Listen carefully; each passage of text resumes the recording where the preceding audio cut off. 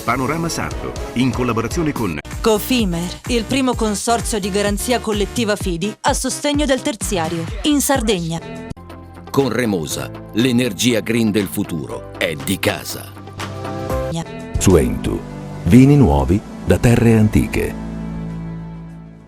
Richiedi al tuo negoziante di fiducia i prodotti del mercato agroalimentare della Sardegna. CNA, l'associazione degli artigiani e delle imprese italiane. Grafiche Ghiani, l'esperienza di una vita, l'innovazione più avanzata. SE Trand, settore ecologia, dal 1979 al servizio dell'ambiente in Sardegna.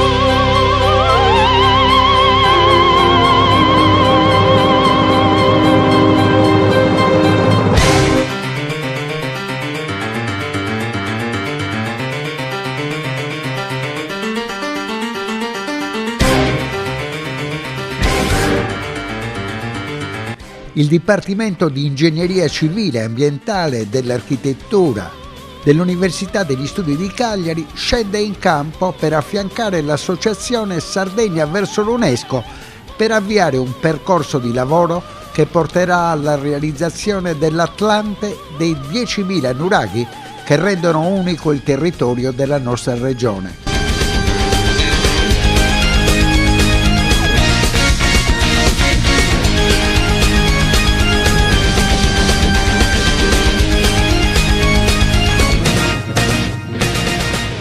Sono lì da 3.500 anni a testimoniare con la loro presenza una storia che davvero non ha eguali a livello mondiale. Bisogna censirli, catalogarli e individuare un percorso capace di raccontare un patrimonio culturale che è tra le più grandi ricchezze della Sardegna.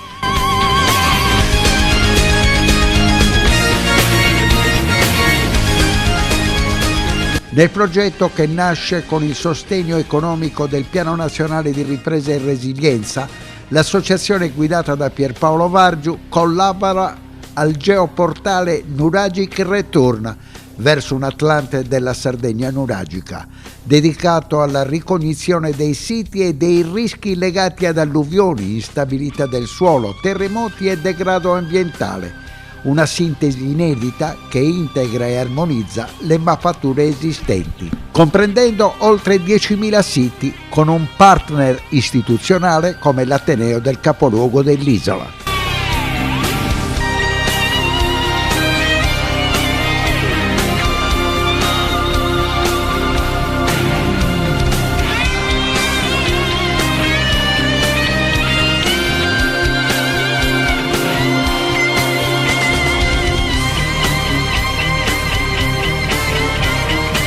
Oggi si presenta l'Atlante dei Nuraghi, un nuovo tassello di Sardegna verso l'UNESCO, sarà la raccolta degli archivi, ma come ci diceva il Presidente Vargiu, in collaborazione anche con il territorio.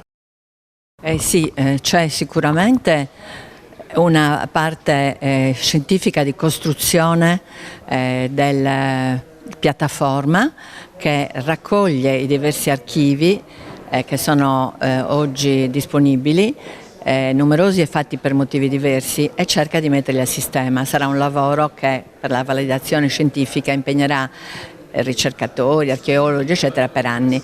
Però oggi partirà a breve il processo di coinvolgimento delle comunità locali attraverso la cosiddetta archeologia pubblica, cioè vogliamo cercare di coinvolgere le comunità locali.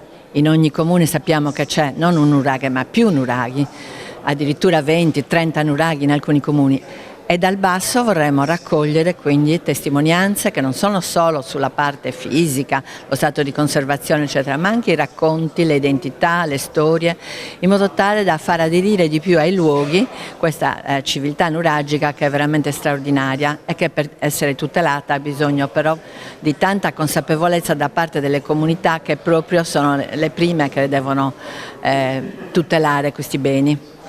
L'Università di Cagliari, attraverso un progetto che si chiama Return, ha finanziato, e non solo finanziato ma anche contribuito con tutti i suoi ricercatori a produrre questo strumento. Questo strumento diciamo, quindi è il risultato di una serie di attività che sono state sviluppate dagli archeologi, dai geomatici, dagli informatici, e che ovviamente hanno messo insieme il gruppo dell'Università di Cagliari, il gruppo della società Dauvea che ha costruito il WebGIS, il gruppo di Sardegna verso l'UNESCO, che rappresenta per noi un partner fondamentale per lo sviluppo di questi strumenti. Presidente Vargiu, possiamo dire un nuovo step di Sardegna verso l'UNESCO, un censimento dei nuraghe che avverrà da un punto di vista digitale, materico, ma soprattutto di archivio nell'isola. Certo, è una raccolta di documenti di informazioni che noi chiamiamo l'Atlante dei monumenti della civiltà nuragica, che risponde a una domanda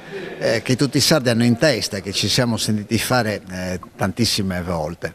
Ma quanti sono i nuraghi in Sardegna?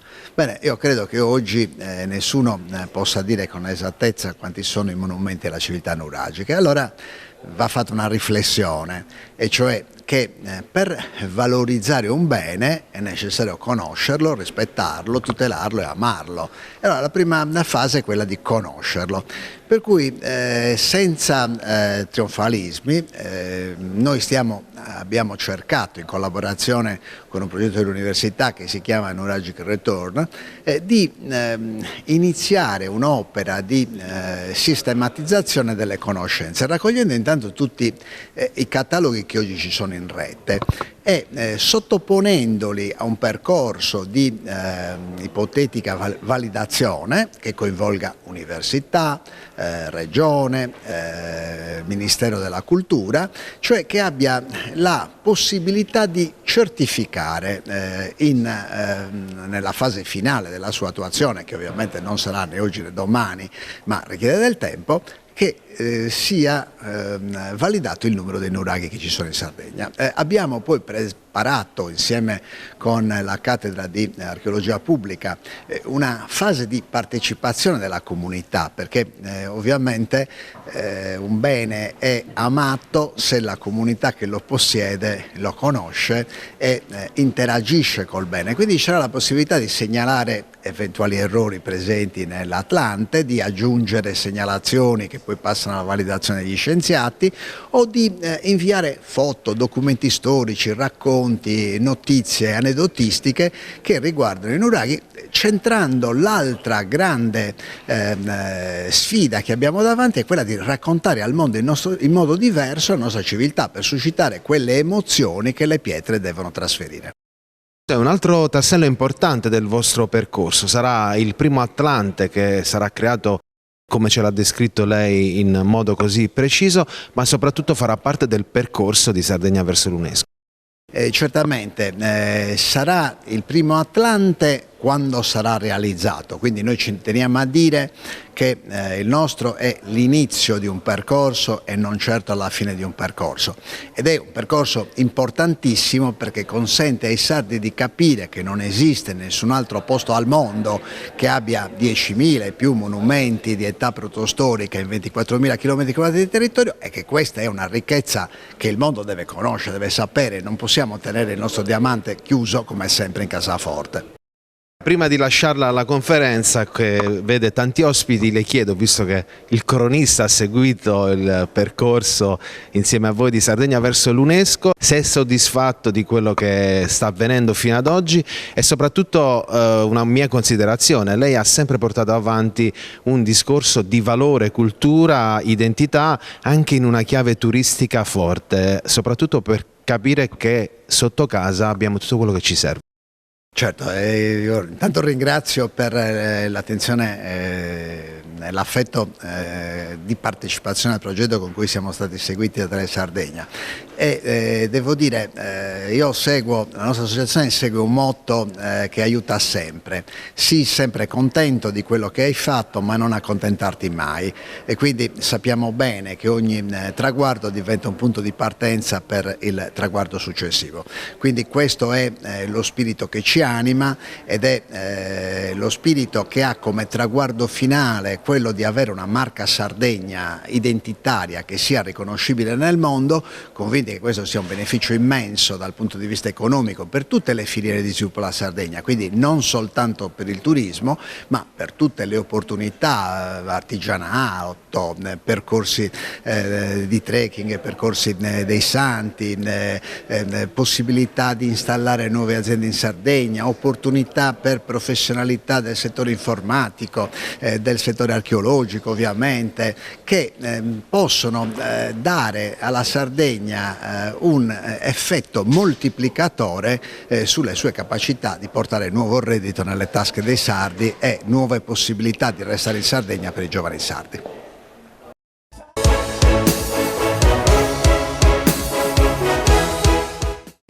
Cofimer, consorzio di garanzia collettiva Fidi, dal 1977 a sostegno del terziario. Il partner migliore nella ricerca di finanziamento più adatto a voi e nella trattativa per ottenere un fido alle migliori condizioni. Cofimer, il primo consorzio di garanzia collettiva Fidi a sostegno del terziario, in Sardegna. Ogni giorno selezioniamo con cura il nostro raccolto. Il meglio del territorio. Da sempre, garanzia di qualità. Ma è proprio quando le luci si accendono e il mercato si anima che tutto prende vita. Dalla terra alla tavola in meno di 12 ore. Frutta e verdura dal sapore autentico, come in un mosaico di freschezza e genuinità. E per chi apprezza i sapori esotici, un'ampia scelta di frutti tropicali selezionati.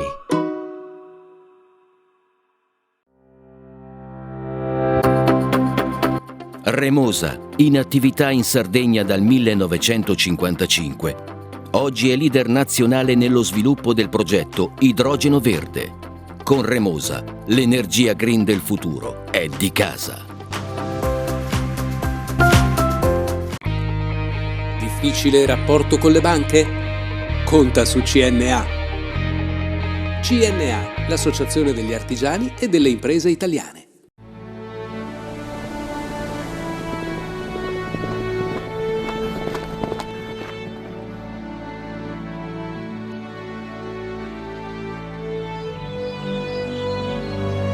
Nel cuore della Sardegna esiste un luogo dove natura e bellezza si incontrano. È qui che nascono i vini della cantina Suentu.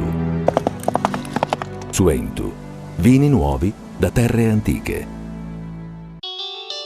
Fai impresa, la fai bene, meriti credito.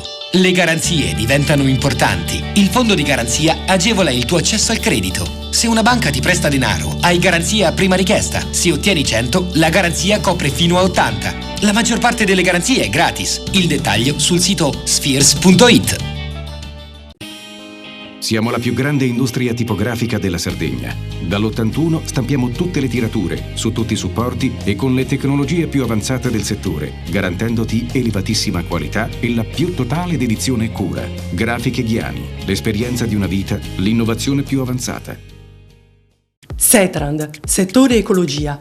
Mettiamo a disposizione la nostra struttura organizzativa fornendo un valido supporto per la gestione dei rifiuti speciali pericolosi e non pericolosi. Grazie agli impianti innovativi e al costante sviluppo tecnico recuperiamo oltre il 70% dei rifiuti da noi gestiti. Dal 1979 al servizio dell'ambiente in Sardegna.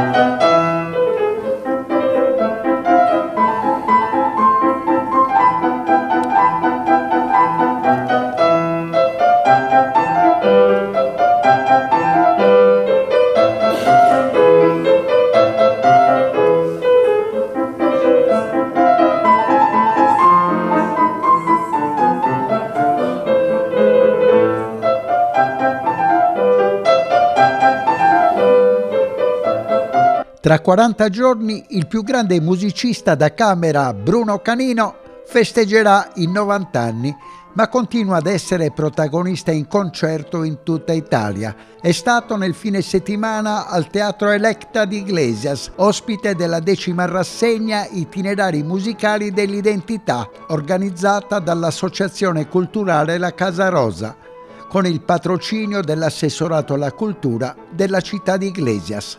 Mi fa molto piacere di essere qui e di esplorare nuovi territori e nuovi pubblici, e perché va detto che i pubblici, si deve gran rispetto a tutti i pubblici, non esistono pubblici di serie A o di serie B, e quindi questa espansione e questa diffusione, noi dobbiamo servire la musica e fare che sia cibo quotidiano per tutti. È molto importante e va svolto non in condizioni di inferiorità o di superiorità. L'esperienza conta qualche cosa, però dai giovani si possono e si devono ricevere stimoli e un gioco di scambio reciproco. Canino è uno straordinario pianista e compositore di caratura internazionale. Ha saputo unire l'insegnamento della musica da camera in importanti istituzioni come il Conservatorio di Milano e quello di Berna, e tra i grandi del XX e del XXI secolo con Severino Gazzelloni, Uto Ughi e Katy Berberian, ed il grande suo amico Salvatore Accardo. Eravamo compagni di scuola, però quelli che hanno nominato, poi ce ne sono altre decine, e devo dire ha funzionato quasi sempre, e era importante stabilire un rapporto comunque di amicizia, e la musica, soprattutto musica da camera, che io è il mio campo preferito, e ci deve essere un rapporto anche qui di scambio reciproco e non e ci deve unire però tutti quanti l'amore per la musica. Se non c'è quello, allora non vale la pena.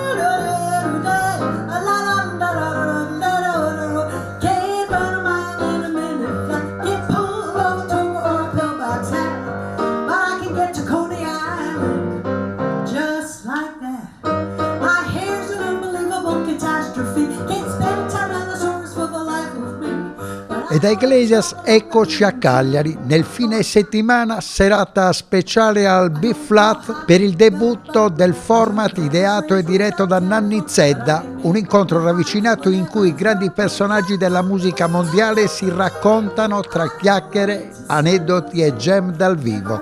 Protagonista Jenny Siegel, voce storica dei Manhattan Transfer, 9 Grammy Awards e una carriera costellata di collaborazioni con leggende come Ella Fitzgerald, Tom Jobim, B.B. King, James Taylor, Joe Hendrix, George Benson, Phil Collins, Bette Midler, Chaka Khan e molti altri. Al pianoforte Mattias Nilsson per un live emozionante che intreccia standard, improvvisazione e momenti inediti nati dal dialogo sul palco. Il pubblico è potuto, come da tradizione del B-Flat, intervenire con domande, rendendo l'esperienza ancora più intima e coinvolgente, come in un salotto tra amici, ma con la magia del locale notturno più sofisticato del capoluogo dell'isola. Come on, come on, come on, come on. That's where we belong. Oh, mister, that's where we be.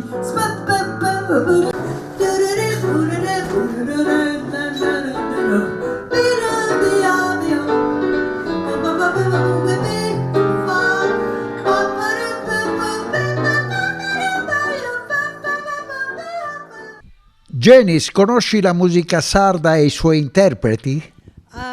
I can't say that I have, no. And that's one of the things I'd love to... Non conosco la musica sarda, non posso dire di averla sentita e questa è una delle cose che mi piacerebbe esplorare di più.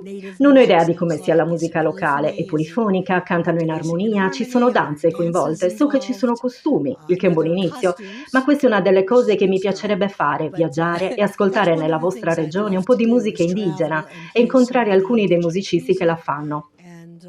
Perché l'ho fatto in altri luoghi. Recentemente in Bulgaria, per esempio. Mi piace molto il coro femminile di questo paese e anche quella musica nativa. E ho incontrato alcuni dei musicisti che la suonano. E anche in Spagna, in Catalogna, ho ascoltato la musica catalana, ho potuto ascoltare buona musica. Sì, voglio farlo un giorno anche in Sardegna. Catalan music, you know, I've been listening to and I was able to hear some my last trip to Barcelona, so yeah, I want to do that. Come ti ritrovi a cantare da solista le canzoni dei Manhattan Transfer? I don't have that. There's a certain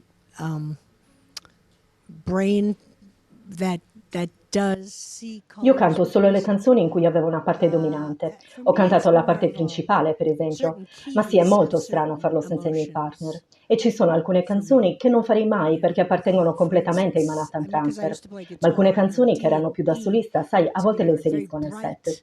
E in programma uno spettacolo a gennaio a Torrance, in California, insieme. E probabilmente faremo qualcosa dei Transfer insieme. Alcune chiavi evocano certe emozioni. Ad esempio, siccome suonavo la chitarra, il re bemolle minore, lo adoro minore perché è molto malinconico e triste. Per le canzoni più tristi è perfetto. O anche il si minore, non vedo particolarmente i colori. È quasi come fare surf, credo. Sei sull'onda della canzone, come la canzone di Jobim, Wave. E soprattutto, quando improvvisi, sembra proprio di fare surf. Perché stai cercando di rimanere su quell'onda musicale e cavalcarla e non pensi a nulla. Ti stai solo lasciando trasportare.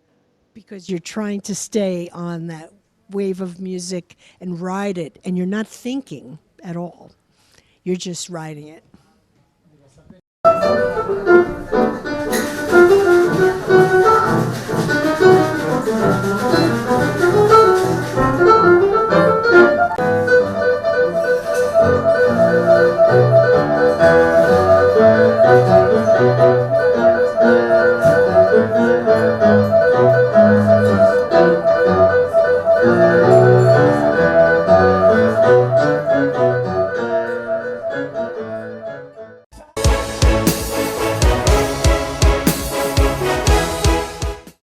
Cofimer, consorzio di garanzia collettiva Fidi, dal 1977 a sostegno del terziario. Il partner migliore nella ricerca di finanziamento più adatto a voi e nella trattativa per ottenere un fido alle migliori condizioni. Cofimer, il primo consorzio di garanzia collettiva Fidi a sostegno del terziario, in Sardegna.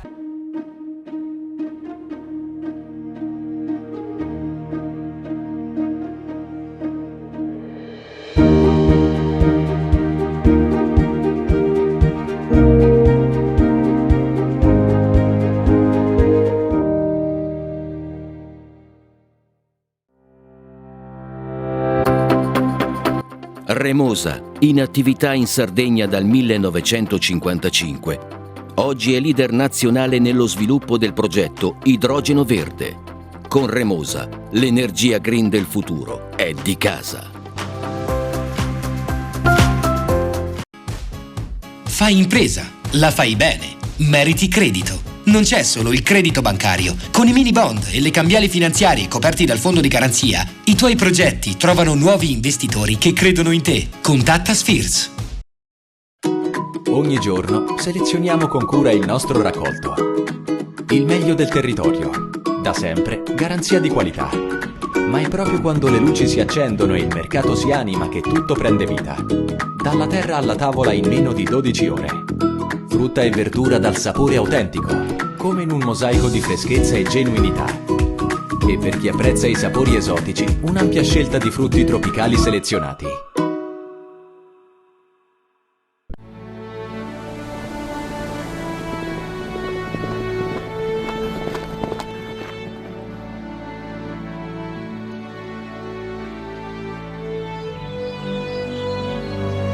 Nel cuore della Sardegna esiste un luogo dove natura e bellezza si incontrano. È qui che nascono i vini della cantina Suentu. Suentu, vini nuovi da terre antiche. Meno scartoffie e più efficienza? Conta su CNA. CNA, l'associazione degli artigiani e delle imprese italiane. Setrand, settore ecologia. Siamo in grado di attivare il servizio di pronto intervento ecologico in caso di emergenza e con potenziale contaminazione delle matrici ambientali. Forti delle nostre competenze e dei nostri mezzi, realizziamo bonifiche di siti inquinati anche da amianto. Dal 1979 al servizio dell'ambiente in Sardegna.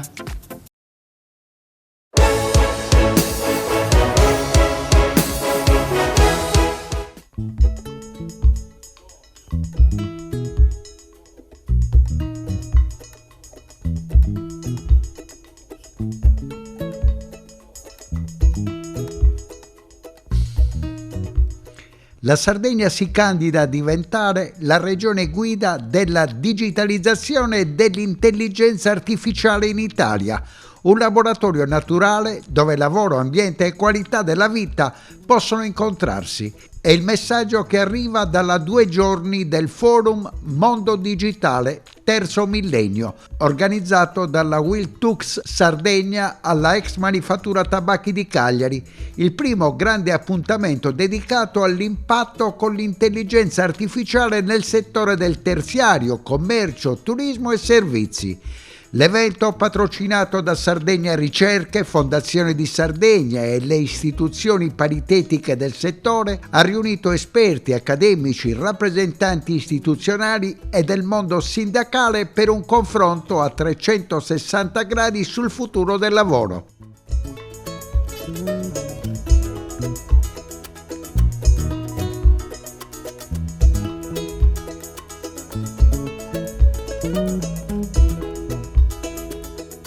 Un evento che racchiude l'era digitale, ormai in auge già da alcuni anni. Il contributo sia vostro che di tutti i partecipanti di questa giornata.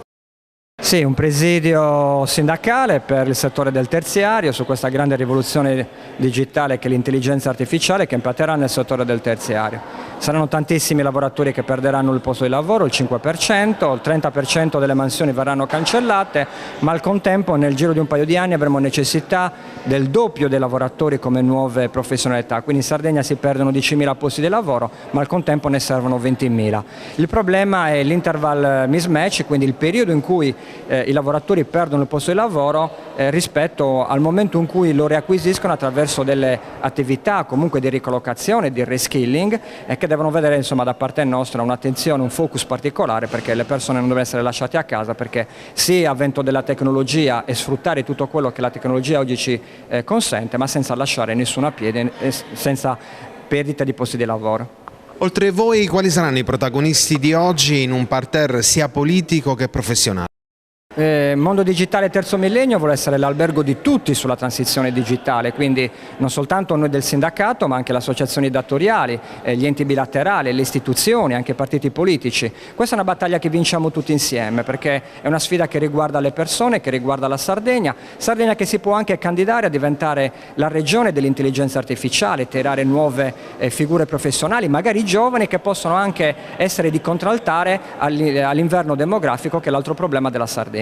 Diciamo che la formazione sarà fondamentale. In Regione Sardegna fino adesso non è mai esistita una scuola di formazione e la Regione Sardegna ha investito su questo e attualmente è aperto un avviso per l'istituzione di un hub formativo. Questo hub formativo, che sarà presente in diverse zone della Regione Sardegna, darà la possibilità ai nostri giovani diplomati e laureati di potersi formare proprio per l'utilizzo dell'intelligenza artificiale, quindi noi la vediamo davvero come una grande opportunità. Molte persone ancora temono che l'impatto dell'intelligenza artificiale abbia un impatto negativo sostanzialmente sul mondo del lavoro.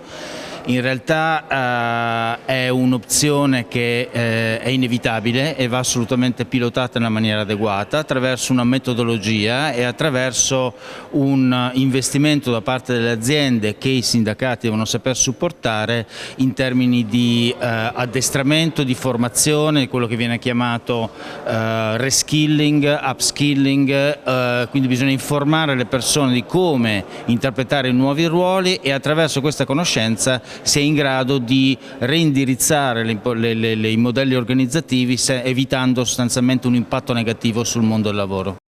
Fondamentale nel mondo del lavoro, anche nei nostri percorsi di Panorama Sardo e di Tele Sardegna, è sicuramente il mondo giovanile, il mondo imprenditoriale, ma soprattutto la coerenza di saper usare bene l'informazione e allo stesso tempo questi strumenti. Sì, il mondo giovanile ha un ruolo fondamentale in quanto importa nuova conoscenza Esistono una quantità di nuovi ruoli, di nuovi lavori a cui saranno destinati i giovani che oggi non esistono. Quindi bisogna contare sulla loro flessibilità e la loro capacità di addestrare, anche importare know-how nel resto dell'azienda e quindi essere in grado di mostrare la flessibilità necessaria per potersi adeguare a questa nuova tecnologia senza dover, ripeto, incidere negativamente sull'occupazione. Sì, la cosa importante, e oggi ne discuteremo, è capire come si attraggono questo tipo di competenze e come si attraggono questo tipo di iniziative. Intanto ovviamente noi dobbiamo parlare di intelligenza artificiale come tecnologia, quindi come può trasformare i processi della pubblica amministrazione, i processi delle aziende, i processi della vita dei cittadini. E poi invece c'è un mondo di imprese che lavorano sull'intelligenza artificiale, che possono essere ospitate ovviamente all'interno di un contesto che si sta trasformando anche per via dell'Einstein Telescope, e questo è proprio quello che voglio raccontare oggi. Un'iniziativa trasformazionale che ci sta portando una rete grandissima, una rete di 1 terabit che è unica nel suo genere, che ci sta portando iniziative per esempio come un nodo del Cineca, che è un nodo di calcolo ad alta densità, quindi serve per poter proprio sviluppare tecnologia e intelligenza artificiale, e quindi ci stiamo costruendo quello che in gergo viene chiamato l'ecosistema, un ecosistema che chiaramente consente di avere tutti gli strumenti e le infrastrutture necessarie per poter investire, poter fare in modo che si possano creare start-up, che si possano, che anche quelli che io chiamo i campioni di filiera, perché no, anche le grandi aziende regionali, penso ad Arst, penso ad Abbanoa, possano cominciare anche loro stesse ad essere promotrici di cambiamento attraverso appunto il fatto di poter valorizzare anche start-up del territorio. Oggi i giovani, la politica, i sindacati, ma soprattutto i professionisti, per un confronto che vede sì la Sardegna protagonista, l'intelligenza artificiale che va velocissima anche la Sardegna. Sì, la cosa che noi dobbiamo capire è che adesso è un concetto che va di moda. Io rifuggo molto da quelle che chiamo le buzzword, cioè l'intelligenza artificiale adesso viene usata per ogni cosa. Quello che va compreso è che è uno strumento potentissimo, però è uno strumento, non è né buono né cattivo. Va utilizzato per migliorare i nostri processi, la nostra pubblica amministrazione, la vita dei cittadini, i servizi, il fatto di poter avere anche opportunità e anche riuscire ad attrarre nuovi talenti. Io dico sempre una cosa, che la tecnologia è democratica, e quindi perché è democratica? Perché noi siamo un'isola e non ha bisogno, oltre della rete, delle intelligenze e dei cervelli, di grandi altre infrastrutture, e quindi è un'economia su cui noi dobbiamo puntare, perché forse è un'economia che nel nostro contesto si può sviluppare più facilmente.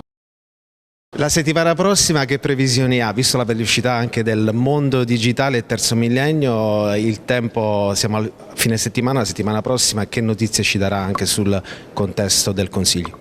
Che dobbiamo ovviamente lavorare su temi che sono stringenti, e in particolare la finanziaria. Dobbiamo fare in modo di percorrere i tempi che ci siamo dati, anche perché, visto che stiamo parlando di processi efficienti, bisogna programmare. E avere una finanziaria che arriva in tempo consente a tutti, alle province, agli enti locali, alle società e agli enti partecipati, di poter programmare anche quelli che sono i loro investimenti, e quindi di avere certezza rispetto a quello che devono fare. Quindi questo ci consente di rientrare in una gestione non più emergenziale ma normale, quindi è anche un dovere che noi ci poniamo anche nei confronti di tutti coloro che dipendono poi da quelli che sono gli investimenti regionali.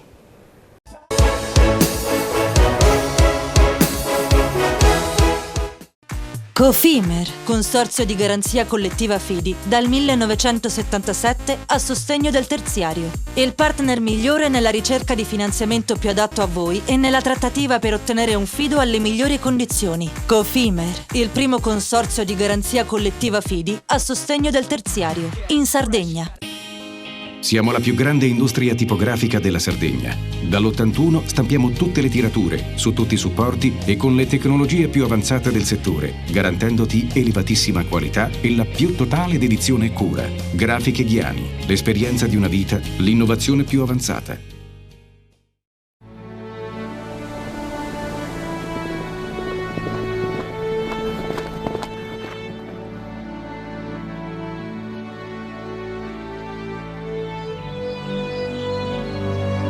Nel cuore della Sardegna esiste un luogo dove natura e bellezza si incontrano. È qui che nascono i vini della cantina Suentu. Suentu, vini nuovi da terre antiche. Nessuno lotta per la tua impresa? Conta su CNA. CNA, l'associazione degli artigiani e delle imprese italiane. Remosa, in attività in Sardegna dal 1955. Oggi è leader nazionale nello sviluppo del progetto Idrogeno Verde. Con Remosa, l'energia green del futuro è di casa. Fai impresa, la fai bene, meriti credito. Le garanzie diventano importanti. Il fondo di garanzia agevola il tuo accesso al credito. Se una banca ti presta denaro, hai garanzia a prima richiesta. Se ottieni 100, la garanzia copre fino a 80. La maggior parte delle garanzie è gratis. I dettagli sul sito sfirso.it. Ogni giorno selezioniamo con cura il nostro raccolto. Il meglio del territorio. Da sempre, garanzia di qualità. Ma è proprio quando le luci si accendono e il mercato si anima che tutto prende vita. Dalla terra alla tavola in meno di 12 ore. Frutta e verdura dal sapore autentico, come in un mosaico di freschezza e genuinità. E per chi apprezza i sapori esotici, un'ampia scelta di frutti tropicali selezionati. Setrand, settore ecologia. Mettiamo a disposizione la nostra struttura organizzativa fornendo un valido supporto per la gestione dei rifiuti pericolosi e non pericolosi, in linea con la nostra certificazione EMA. Dal 1979 al servizio dell'ambiente in Sardegna.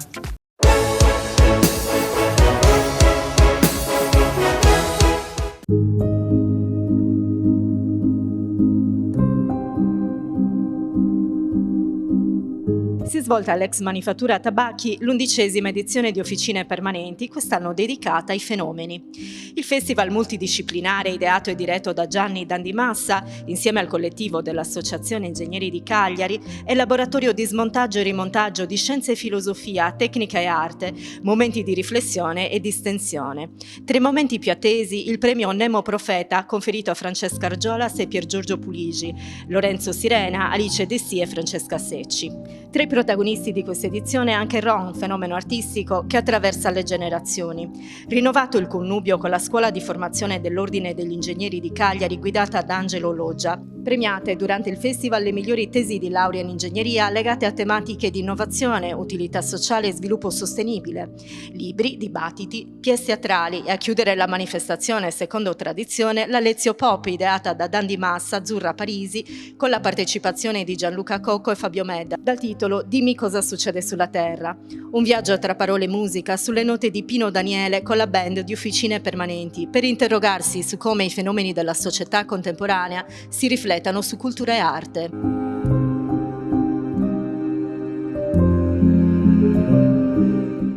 Con Dandimassa, ideatore, fondatore e direttore artistico di Officine Permanenti, giunta all'11ª edizione. Che edizione è stata, Dandi?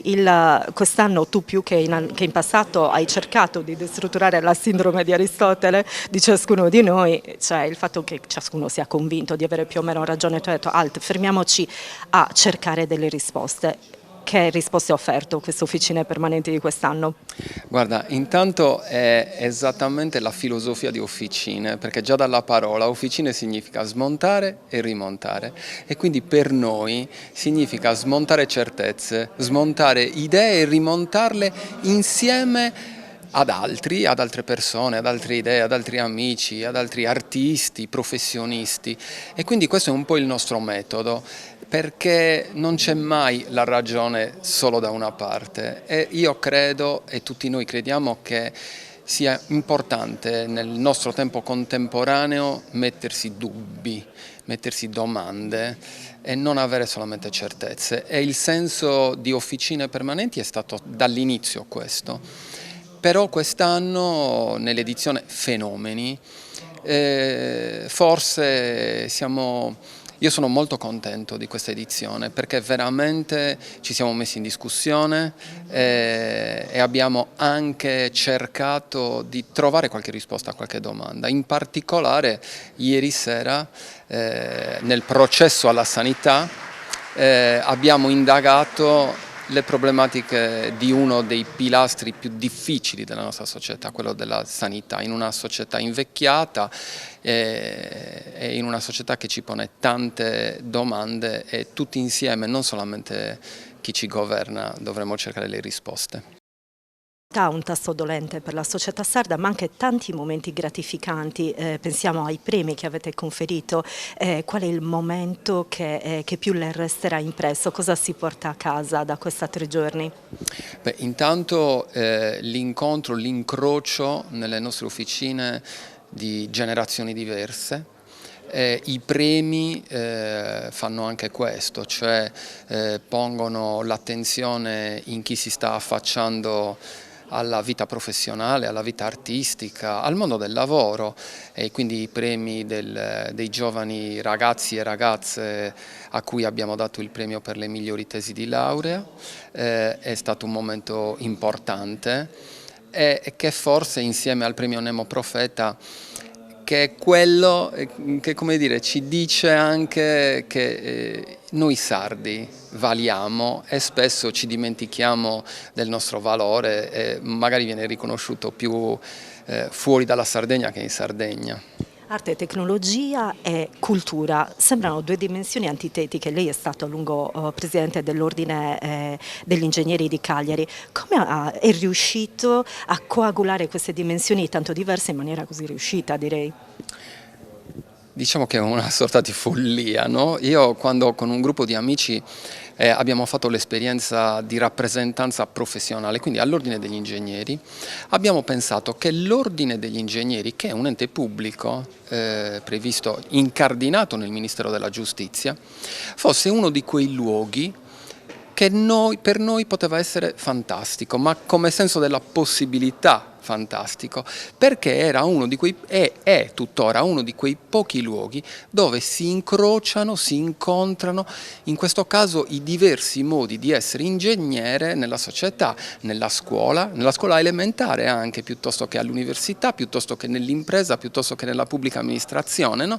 Allora noi, partendo da questo incrocio possibile, l'abbiamo aperto ancora di più, incrociando la città. E con la città abbiamo voluto incrociare il mondo dell'arte, il mondo della politica, il mondo della filosofia, con uno sguardo che a mio personale parere è una necessità, quello di riavvicinare la cultura tecnica e la cultura umanistica.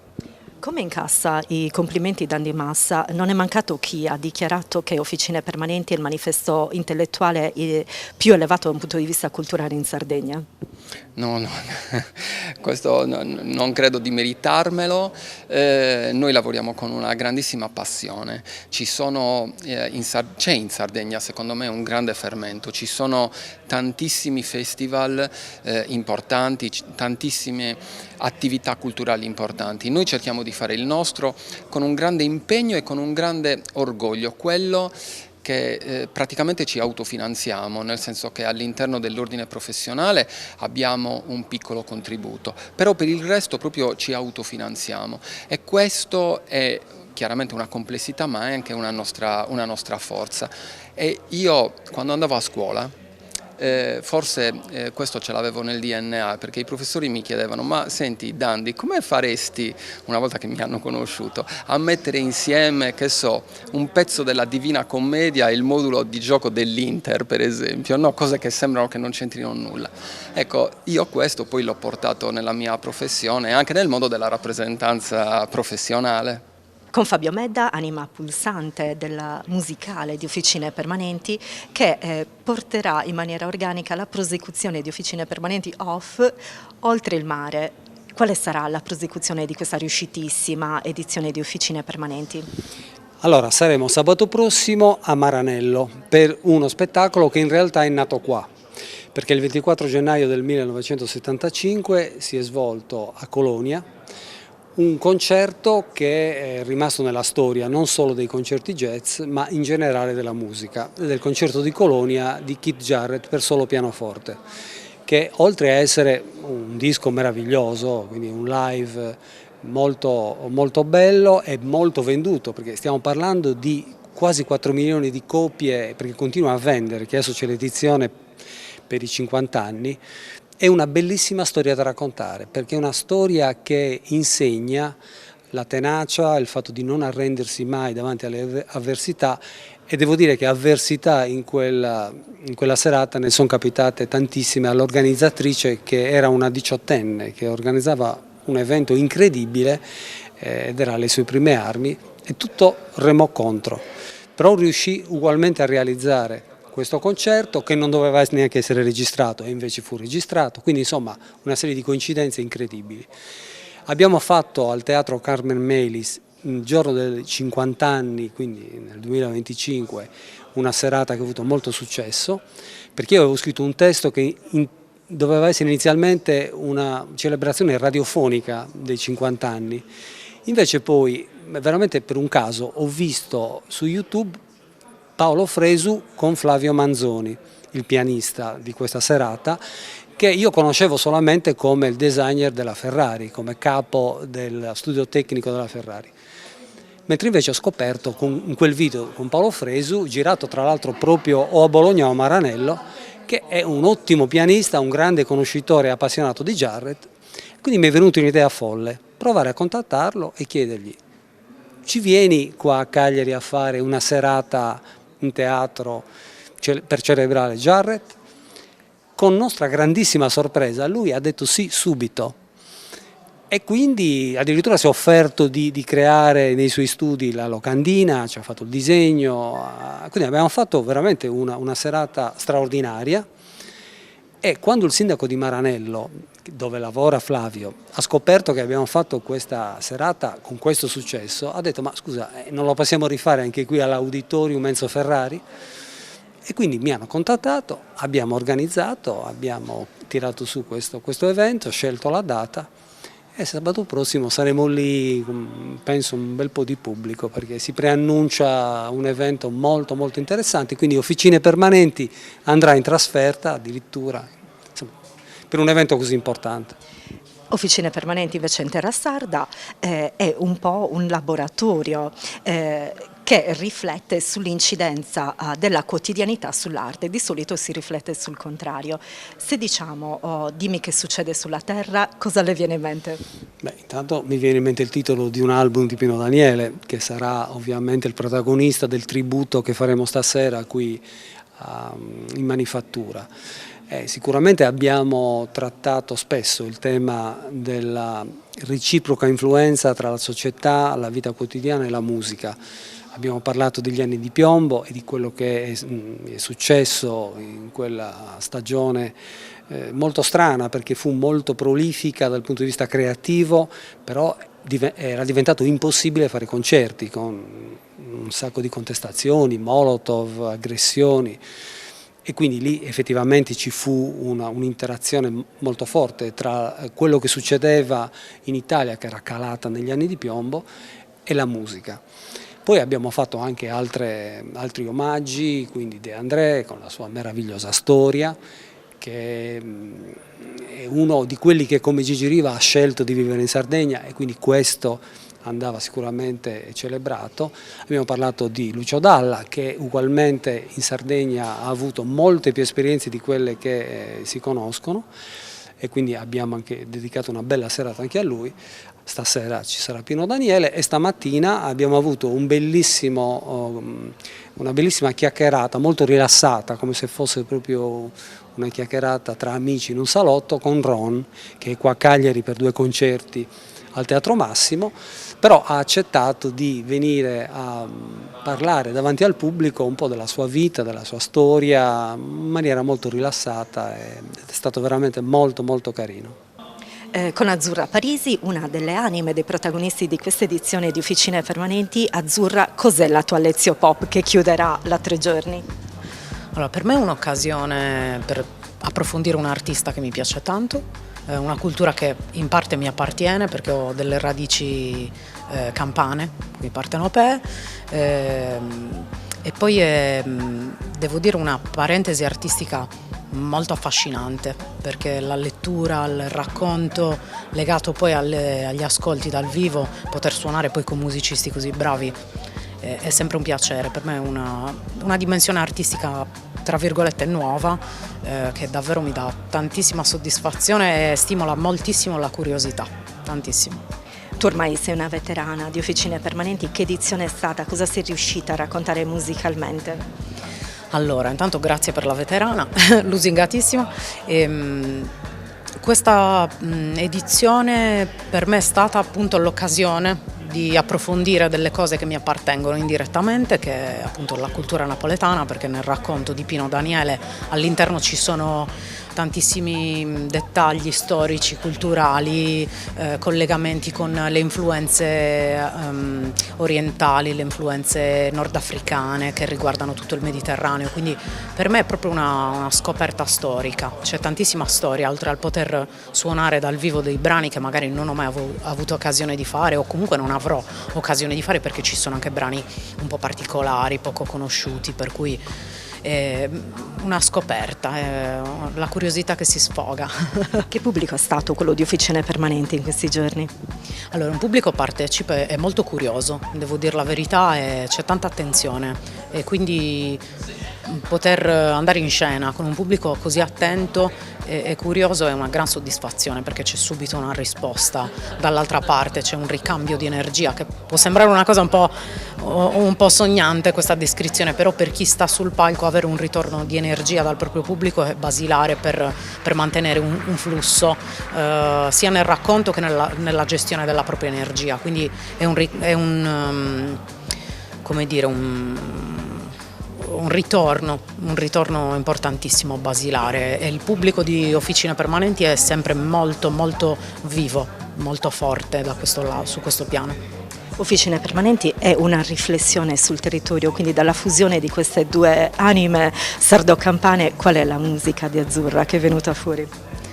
Allora, ho scoperto che alcune cose le dovevo ancora imparare, e questa è una cosa importante, perché io sono una persona curiosa, quindi studio continuamente, termino di studiare una cosa, ne studio un'altra, non mi fermo mai, quindi ho scoperto che avevo da imparare delle cose nuove, ho avuto modo di, spero, consolidarle, se non succede ora succederà nei prossimi tempi, però ho avuto modo di approcciarmi al linguaggio della musica napoletana, che somiglia per certi versi anche a quello sardo, perché abbiamo le influenze che il Mediterraneo ha avuto nella storia da parte appunto dell'Oriente, quindi del mondo arabo e del nordafricano, è molto solido, abbiamo parole, abbiamo note, scale musicali, abbiamo ritmi tutti in comune con queste realtà, quindi è stata l'occasione finalmente per dedicarmi a questa parte della storia della musica e dell'antropologia musicale che ancora non avevo incontrato, perché io mi sono sempre prima di questo dedicato magari alla sfera più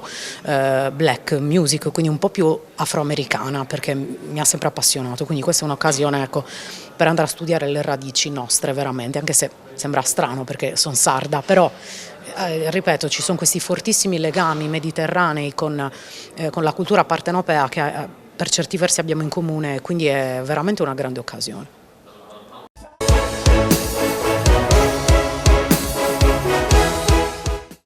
Cofimer, consorzio di garanzia collettiva Fidi, dal 1977 a sostegno del terziario. Il partner migliore nella ricerca di finanziamento più adatto a voi e nella trattativa per ottenere un fido alle migliori condizioni. Cofimer, il primo consorzio di garanzia collettiva Fidi a sostegno del terziario, in Sardegna.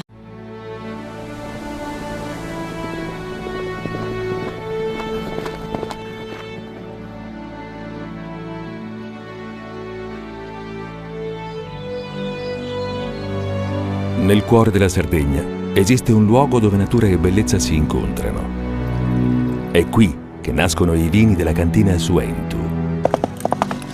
Suentu, vini nuovi da terre antiche. CNA, l'Associazione degli Artigiani e delle Imprese Italiane. Remosa, in attività in Sardegna dal 1955. Oggi è leader nazionale nello sviluppo del progetto Idrogeno Verde. Con Remosa, l'energia green del futuro è di casa.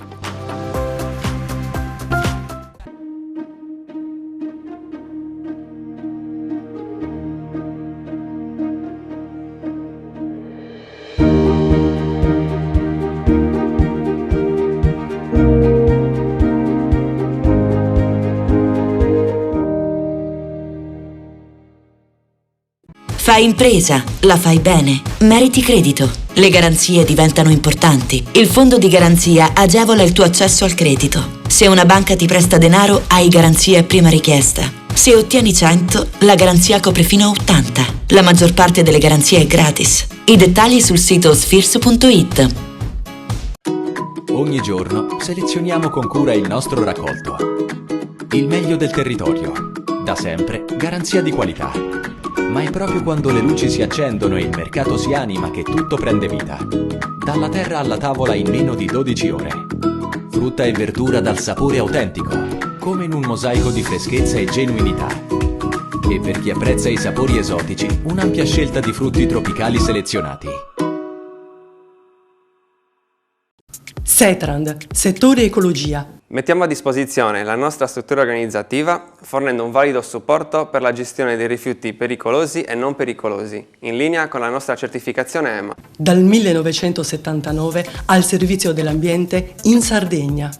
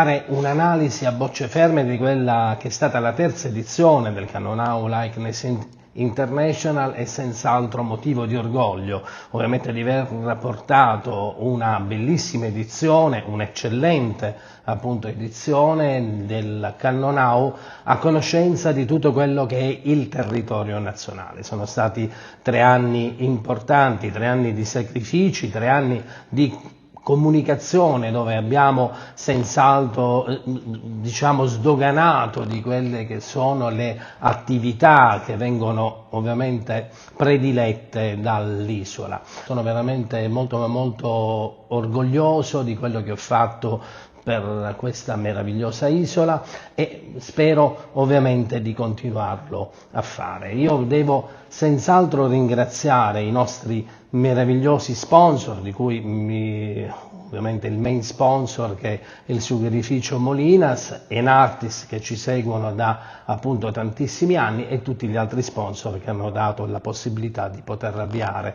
questa appunto terza edizione. Improntata principalmente su quello che è stata la progettualità che abbiamo già instaurato con appunto Sardegna Ricerca. Viene da una mia idea insieme a Mariano Murro e a Vincenzo Russo in una chiacchierata a tavola, e dove volevo ovviamente che si portasse questa testimonianza anche alla ricerca, e Sardegna Ricerca in questo è stata molto attenta e ha voluto senz'altro promuovere quelle che sono state le iniziative, e dove la ricerca ha portato senz'altro a dei risultati che devono essere valutati ed attenzionati. Senz'altro abbiamo potuto constatare che c'è tanto da fare in questa terra, e abbiamo anche potuto constatare che i giovani potrebbero essere, sono attenti anche alla comunicazione, a quello che è il mondo del vino. Concludo dicendo che ovviamente portiamo a termine questi 3 anni importanti, dove abbiamo portato senz'altro tantissimi personaggi internazionali e nazionali, e dove si è discusso, si è attenzionato su quelle che sono le programmazioni e anche di quelli che sono gli sviluppi ovviamente del mondo enoico e delle cantine della Sardegna, riferendoci principalmente al Cannonau. È un format che ha avuto senz'altro un successo importante, ed è appunto per questo che VinoWay è stata attenzionato per questo nostro know-how, per questo nostro format anche da altre regioni, di cui ovviamente porteremo questo sviluppo anche in altre areali della nazione. Devo ringraziare i organizzatori, Mariano Murru, persona speciale, ovviamente molto ma molto attenta a quelle che sono le dinamiche del proprio territorio, della sua Sardegna, e ad Angelo Concas, che sono stati dei meravigliosi compagni di viaggio. Ci fermiamo qui ovviamente con una riflessione attenta, e dove ovviamente speriamo fra qualche tempo di poter continuare questo nostro progetto. L'edizione 2025 di Cannonau Likeness è stata dedicata alla generazione del vino, alla curiosità dei giovani e alla loro voglia di riscrivere il modo di bere e comunicare. La Spagna è l'ospite d'onore con le sue espressioni del Garnacha, pronte a dialogare con le sfumature sarde.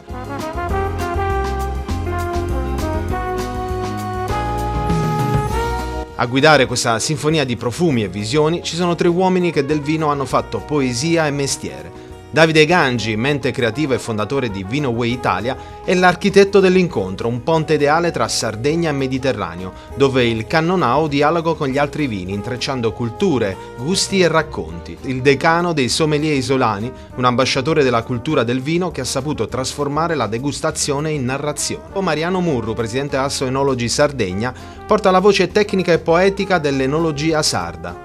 Cannonau Likeness 2025 è stato un racconto corale, dove il vino è diventato linguaggio comune e dove le mani dei produttori e le voci degli esperti si sono fuse in una melodia mediterranea che celebra la vita, la terra e l'identità di un popolo.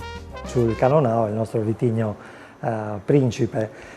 Quindi sarà un caso o forse perché c'è davvero interesse, si vuole capire di più sulla produzione della nostra isola. Secondo me c'è interesse perché abbiamo dimostrato in più occasioni di offrire della buona qualità, abbiamo un tesoretto di biodiversità che ci può permettere di guardare al futuro. Spezzo una lancia per i miei colleghi, sono bravissimi, hanno fatto tanto negli ultimi anni e la Sardegna è cresciuta tanto anche grazie all'impegno dei giovani, sia enologi che agronomi, ovviamente supportati dai titolari delle aziende, dai presidenti delle cooperative, eccetera, eccetera, ma c'è stata una vera rivoluzione negli ultimi 30 anni con un incremento qualitativo notevolissimo, ormai riconosciuto dalla stampa nazionale e internazionale. Dobbiamo lavorare su questa strada, ottenere dei prodotti sempre migliori dal punto di vista qualitativo e far capire al mondo che la Sardegna è una regione unica, che offre dei prodotti eccezionali, che ha una lunga storia, una lunga tradizione, che quindi può trasmettere anche delle emozioni e le caratteristiche anche dei sardi che vivono questa terra e vivono la viticoltura e il vino con grande attenzione, con grande passione, e questo poi lo si riscontra anche nei vini. Quindi bisogna promuovere meglio il nostro territorio, quello che facciamo, siamo sulla buona strada e sicuramente la burocrazia è un problema. È un problema ancora più grosso quello che stiamo vivendo un po' tutti, anche con i dazi. Speriamo che trovino una soluzione che possa andare bene per entrambi e che si ritrovi soprattutto un equilibrio, una linearità, perché è soprattutto l'imprevisto che spaventa un po' il mercato, e quindi bisogna trovare, ecco, un punto d'incontro, però avere delle certezze per il futuro e su queste lavorare. Comunque siamo sulla buona strada. Ripeto, bisogna solo valorizzare, promuovere di più quello che facciamo, perché abbiamo delle eccellenze in senso assoluto, e in Sardegna tra queste eccellenze c'è sicuramente il vino. Quindi io, ecco, cerco sempre di vedere il bicchiere mezzo pieno. Sono sicuro che tutte queste manifestazioni porteranno attenzione nei confronti delle nostre produzioni, quindi ci saranno senza dubbio dei risvolti positivi. Comunicare è una delle nostre, sempre stata una delle mancanze, ecco, della nostra isola, quindi queste manifestazioni ci aiuteranno a comunicare non solo i nostri vini, ma anche la nostra storia, le nostre tradizioni e gli altri prodotti eccellenti della nostra isola. Quindi sarà un momento di comunicazione importante a 360 gradi, sarà sicuramente utile. Anche con il nostro Antonio Carta siamo pronti voi farete a comunicare una parte importante di tutto questo. Noi ci siamo, ecco. Sarebbe tanto da degustare e ancora da raccontare. Io ringrazio Mariano Murru, continuate a restare con noi. Grazie a voi, regia, Valerio Vargio. Grazie Valerio, vi aspettiamo.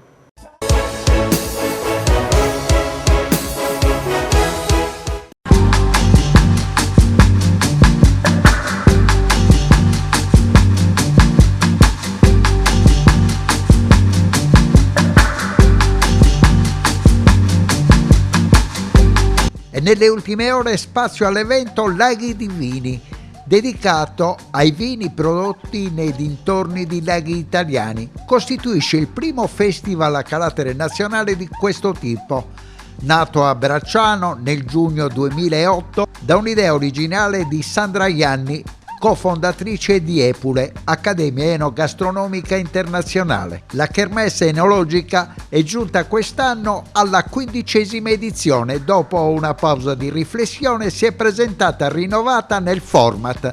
Soprattutto ha messo in evidenza la dimensione nazionale con il primo appuntamento fuori dal lago Sabatino, dove è nata. Sarà l'occasione per iniziare un tour nazionale e far conoscere i vini, la loro storia e cultura anche in Sardegna, a Poggio dei Pini, nella sede di Epule.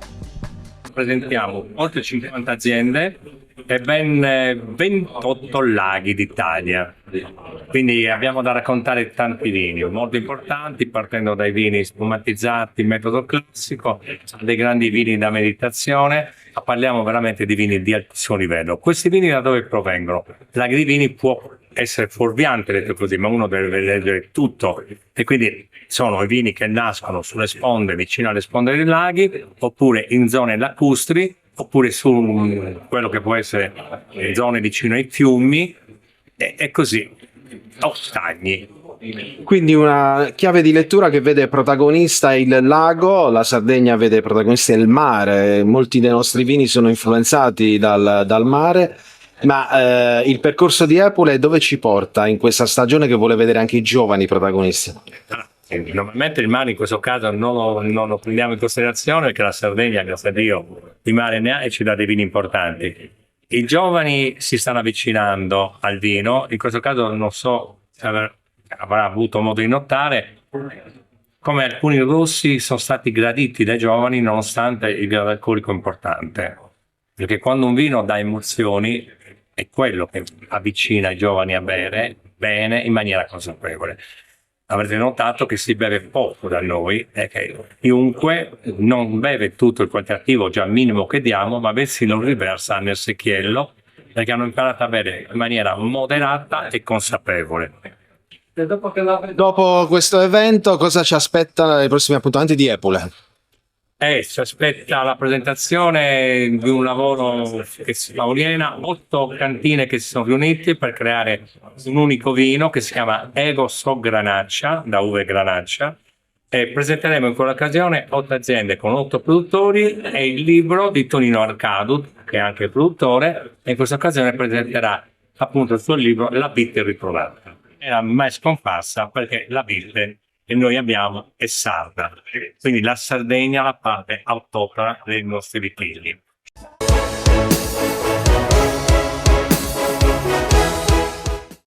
Cofimer, consorzio di garanzia collettiva Fidi, dal 1977 a sostegno del terziario. Il partner migliore nella ricerca di finanziamento più adatto a voi e nella trattativa per ottenere un fido alle migliori condizioni. Cofimer, il primo consorzio di garanzia collettiva Fidi a sostegno del terziario, in Sardegna.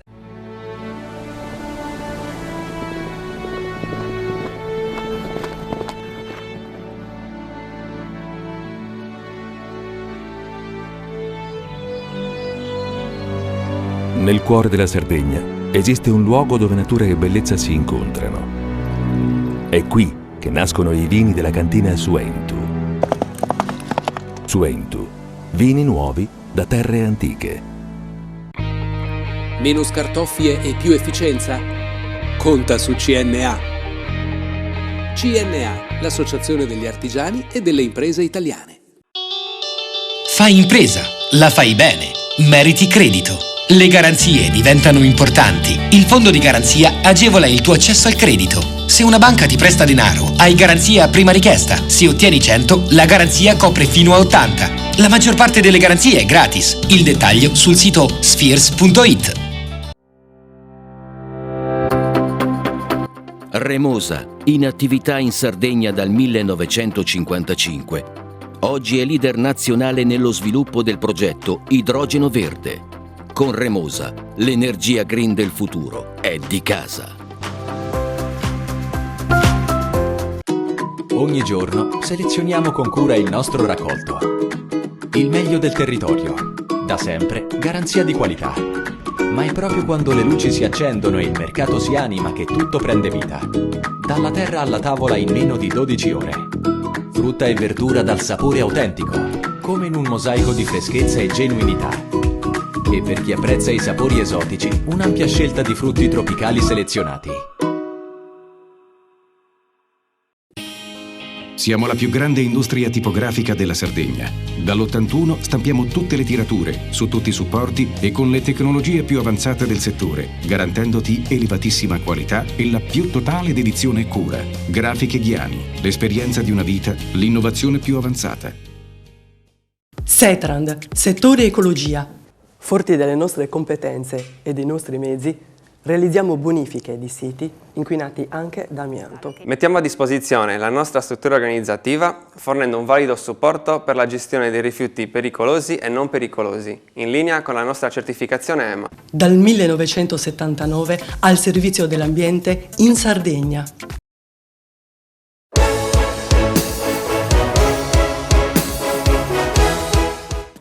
E anche questa settimana siamo in chiusura di trasmissione, lo facciamo con un convegno Continuità territoriale merci, quanto costa l'insularità alle imprese sarde. L'idea è di Confcooperative Sardegna, ne parliamo con il direttore generale Gilberto Marras, come nasce quest'idea e soprattutto qual è stato lo svilupparsi del dibattito. Allora, nasce tutto dal fatto che imprese tanto piccole, medie quanto grandi che sono state appunto con noi ci hanno chiesto di provare a fare una riflessione che riportasse la continuità territoriale delle merci al centro del confronto politico ed economico. È inaccettabile che si sopportino passivamente alcuni costi, penso all'ETS, la famosa tassa sulla continuità territoriale dei trasporti marittimi che inquinano, e sostanzialmente sentire che ci sono cooperative che pagano per 5.000 tratte in un anno e passano da euro 260 a tratta ad euro 520, cioè raddoppiano i costi per lo spostamento delle merci, significa che difficilmente riescono ad approvvigionarsi e altrettanto difficilmente riescono a esportare oltremare le loro produzioni. E poi l'altra esigenza fondamentale è mettere la politica di fronte alle sue responsabilità in senso positivo, cioè facciamo in maniera che davvero questa possa essere la sede dove darci delle risposte. E credo che sia stata una bella occasione di confronto. Abbiamo una serie di risposte che ci arrivano dalla Commissione Trasporti del Parlamento, presieduta da Salvatore De Ida. Abbiamo una serie di risposte che arrivano dalla Regione, con l'assessora Barbara Manca che sta lanciando un confronto importante sul piano regionale dei trasporti. Adesso a noi, inteso come Sistema Sardegna, provare a darci delle risposte tutti insieme. Anche perché molte delle imprese iscritte a Confcooperative e in modo particolare a tutto il pianeta che riguarda la cooperazione in Sardegna sono esportatrici. Beh, pensiamo a tutte le filiere dell'agroalimentare, il vitivinicolo, il lattiero caseario ovicaprino, mi viene in mente l'ortofrutticolo, tra l'altro settori che soffrono anche la stagionalità, perché signori, diciamocelo chiaramente, le merci stanno anche ferme in banchina perché non riescono a portare dentro le navi container, perché bisogna dare priorità ai turisti.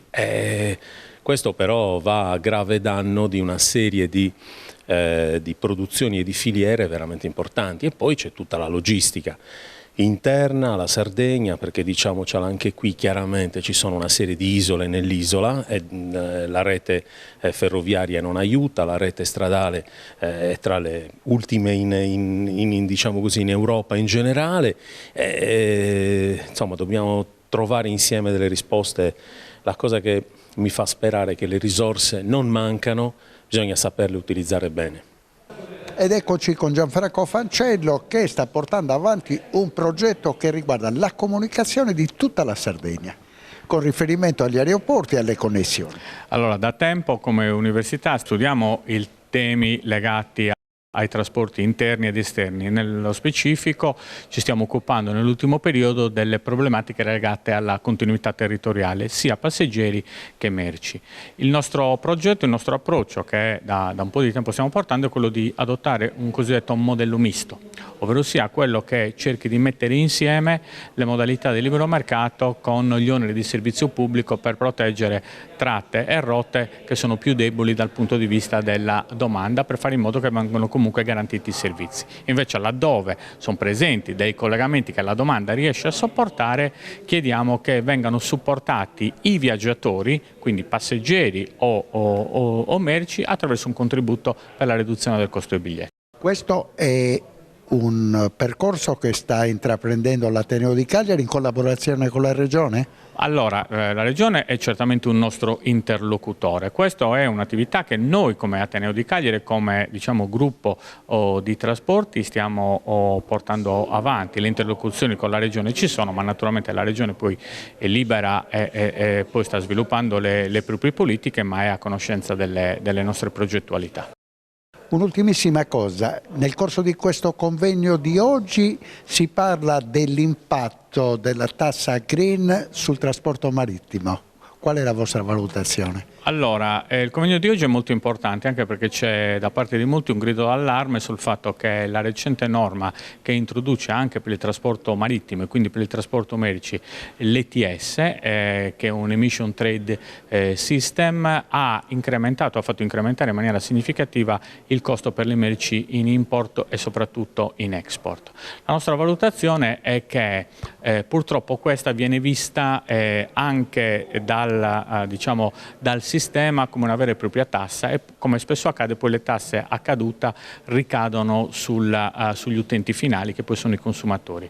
Allora il nostro approccio qual è? È cercare di fare in modo che invece questo diventi un percorso che aiuti il settore veramente verso una transizione energetica rilevante. Allora nel medio periodo ci deve essere da parte del governo e da parte della mano pubblica un supporto all'impresa, perché questa è una tassa o comunque un sistema che parte dall'Europa e quindi soprattutto nel caso dell'isola e della Sardegna non può essere derogato. Allora in questo caso ci deve essere un supporto ad compensare questo tipo di attività. Dall'altro è necessario necessario invece attuare delle politiche che veramente aiutino le imprese, armatori e trasportatori a effettuare realmente questo processo di transizione energetica, quindi supportando per esempio la trasformazione verso il passaggio verso per esempio i carburanti bio, oppure la sostituzione delle motorizzazioni e dei motori, l'uso di scaffi più diciamo che riducono i consumi, cioè ci deve essere realmente da parte dell'industria, da parte dell'impresa un percorso di avvicinamento verso il settore green, se no questa viene vista solamente come una tassa e quindi oggi ci sarà questa, domani ce ne sarà un'altra, ma non c'è realmente un passaggio verso la transizione energetica, che poi è quello che l'Europa ci chiede. Poi un problema vecchio, che parliamo da oltre 20 anni, l'insularità, problema che poi ci penalizza su ogni profilo. Servirebbero delle tariffe ponderate, ma qua bisognerebbe che poi intervenisse un po' la politica, che fa un po' da padrone e da madre nel trovare delle soluzioni sicuramente. Poi i temi che affronteremo anche oggi saranno variegati, in discussione, quindi è quello che ci auspichiamo, che poi ci sia qualche possibile risposta anche dalla politica, che ci dia qualche input. Abbiamo parlato con l'ingegner Fancello dell'ultimo grande problema, la tassa green che riguarda i trasporti e che avrà un impatto assolutamente negativo soprattutto per i consumatori finali. Assolutamente sì, perché teoricamente dovrebbe essere chi meno inquina meno spende, però lì poi si aprono diverse tematiche, diverse discussioni, non è così scontato, e poi si preannuncia anche qualche altra possibile tassa che influirà nei costi che verranno ribaltati anche in tutti i vettori. E quindi ulteriore problema, aumento dei costi, non solo il carburante ma anche un'ulteriore tassa. Diciamo che come principio il principio è corretto, nel senso che è stata una tassa imposta dall'Europa per cercare di rinnovare quello che è il naviglio degli operatori navali. Nella realtà dei fatti questo rinnovo del naviglio non c'è stato, per cui gli operatori devono pagare appunto questa tassa, ma il costo si riversa sui cittadini e in questo caso specifico sulle imprese. Quindi vediamo che è una politica che non è arrivata al risultato che avrebbe dovuto ottenere, benché il principio ovviamente della decarbonizzazione sia condivisibile. Questo incontro è molto importante anche perché come Regione, non avendo una competenza specifica per quanto riguarda la continuità territoriale via mare, in modo specifico in questo caso oggi per le merci, è bene fare fronte comune, perché comunque per noi come Regione Sardegna siamo un'isola e questo rappresenta veramente una criticità perché perdiamo competitività per il nostro territorio. Quindi è bene che la parte pubblica, la Regione, faccia squadra con il mondo privato per cercare di risolvere e di stimolare chi invece effettivamente può intervenire.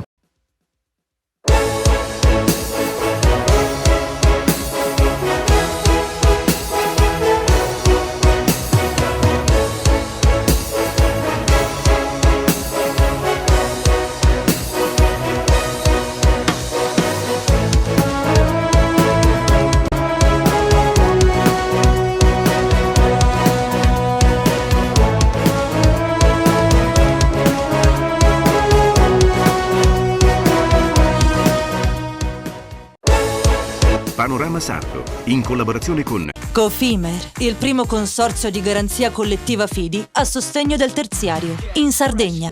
Suentu, vini nuovi da terre antiche. Richiedi al tuo negoziante di fiducia i prodotti del mercato agroalimentare della Sardegna. Con Remosa, l'energia green del futuro è di casa. Grafiche Ghiani, l'esperienza di una vita, l'innovazione più avanzata. CNA, l'associazione degli artigiani e delle imprese italiane. SE Trand, settore ecologia, dal 1979 al servizio dell'ambiente in Sardegna.